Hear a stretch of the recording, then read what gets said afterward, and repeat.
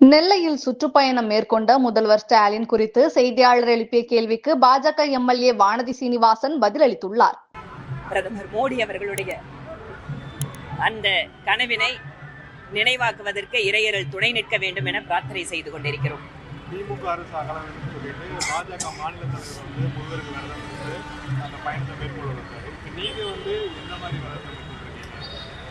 அதாவது நீங்க ஒரு இறைவனுடைய கோயிலுக்கு செல்கின்ற பொழுது, அதுவும் குறிப்பாக பொது வாழ்க்கையில் இருப்பவர்கள் அத்தனை மக்களுடைய நலனுக்காகவும் வேண்டிக் கொள்ள வேண்டும். அநீதி அழிந்திட எந்த ஒரு சக்தி தமிழகத்தில் அழிக்கப்பட வேண்டுமோ அதற்கு முருகன் துணை நிற்க வேண்டும். இன்றைய அரசு எப்படி இருக்கிறது என்பதை மக்கள் பார்த்து கொண்டிருக்கிறார்கள்.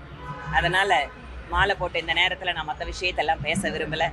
இன்று முழுவதும் இறைவனுடைய அந்த இறையர்களுக்காக செல்கின்ற யாத்திரை.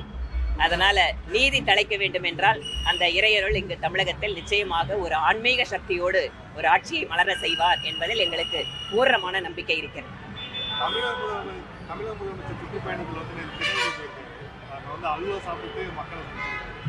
நான் அரசியல் கேள்விகள் எல்லாம் நாளைக்கு பேசிக்கலாம். ஓகே, இன்னைக்கு எல்லாம் ஆன்மீகத்தோட போவோம். நன்றிங்க, நீங்க எல்லாம் வந்ததுக்கு.